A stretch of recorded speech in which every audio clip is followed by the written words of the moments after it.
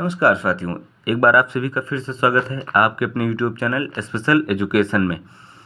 आज हम लोग पढ़ेंगे ऑटिज्म से ग्रसित बच्चों के आकलन हेतु चेकलिस्ट के बारे में, जिसमें हम लोग पढ़ेंगे ईसा स्केल के बारे में। तो आइए जानते हैं ईसा स्केल क्या होता है।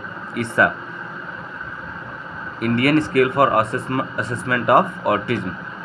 ईसा को 2009 में ऑटिज्म से ग्रसित लोगों के लिए लाया गया NIMS 2009 अर्थात ईसा स्केल को national institute for mentally handicap के द्वारा ऑटिज्म से ग्रसित लोगों के लिए प्रकाशित किया गया था। ईसा के द्वारा ऑटिज्म की गंभीरता का आकलन किया जाता है, यानी कि इस स्केल के माध्यम से या इस चेकलिस्ट के माध्यम से ऑटिज्म से ग्रसित व्यक्ति के सीवियरिटी लेवल का पता लगाया जाता है। इसमें 40 आइटम होते हैं तथा 6 डोमेन्स होते हैं, जिसके बारे में हमें विस्तृत वर्णन निम्नवत दिया गया है।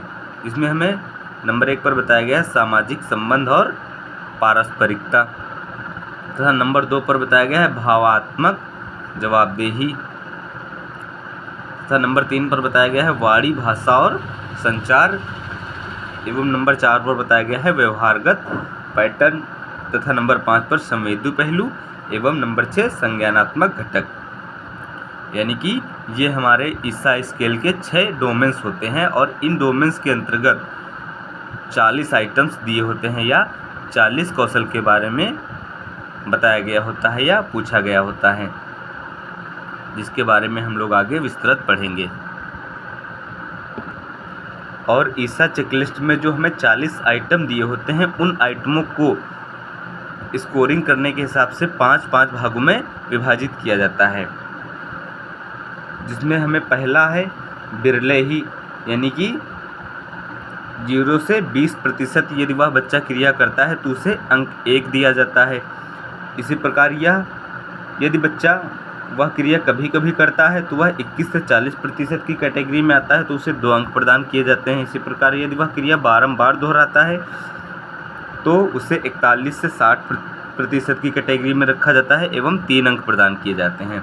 और यदि बच्चा वह क्रिया अधिकतर करता है तो उसे 61 से 80% की कैटेगरी में रखा जाता है एवं 4 अंक प्रदान किए जाते हैं। और यदि बच्चा वह क्रिया हमेशा करता है तो उसे 81 से 100% की कैटेगरी में रखते हैं एवं उसे 5 अंक प्रदान किए जाते हैं। और इन्हीं के माध्यम से ईसा स्केल में ऑटिज्म बच्चे की सीवियरिटी लेवल का पता लगाया जाता है या स्कोरिंग की जाती है।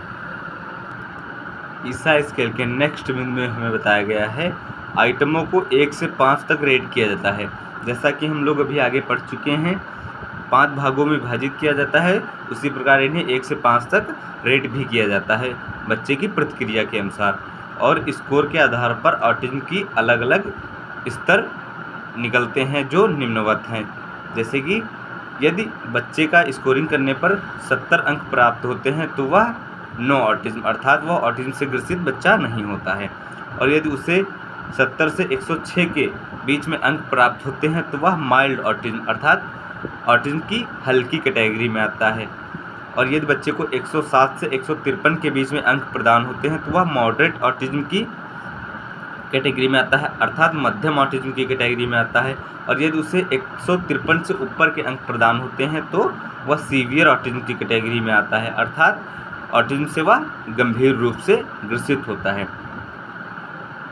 तो यह था हमारा ईसा स्केल का इंट्रो और उसके बारे में संक्षिप्त वर्णन। आगे की जानकारी और इसी प्रकार की चेकलिस्ट आदि की जानकारी के लिए चैनल को सब्सक्राइब अवश्य करें।